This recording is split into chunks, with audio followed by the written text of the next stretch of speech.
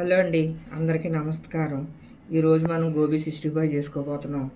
ముందుగా గోబీని ఇలా కట్ చేసుకొని నీటిలో కొంచెం వేసి తీసుకొని ఇందులో వేసుకోవాలి.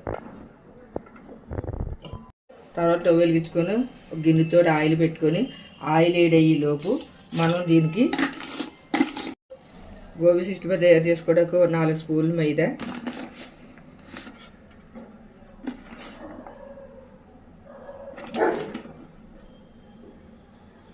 స్పూన్లు మైదా వేసాం కదా, ఒక 8 స్పూన్లు కార్న్ఫ్లోర్,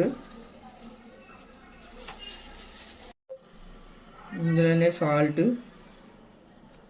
సరిపోయినంత వేసుకోవాలి. ఇలా కొంచెం పెరుగు 3 స్పూన్లంతా, కొంచెం ఫుడ్ కలర్ మీకు నచ్చి వేసుకోవచ్చు, లేకపోతే లేదు.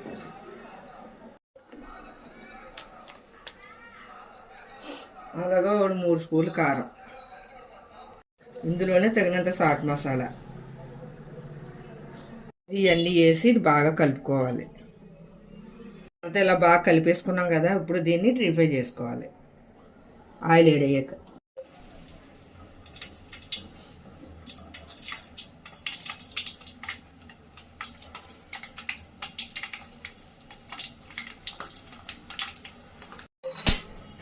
ఇదండి గోబీ 65 అయిపోయింది.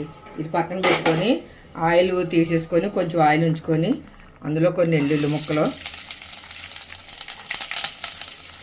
కొంచెం కరివేపాకు, కొన్ని పచ్చిమిరపకాయ ముక్కలు వేసి వేయించుకోవాలి బాగా.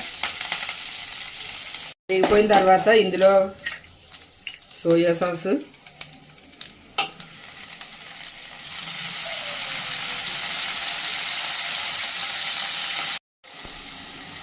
ఇలా టమాటో సాస్ కూడా వేసుకోవాలి.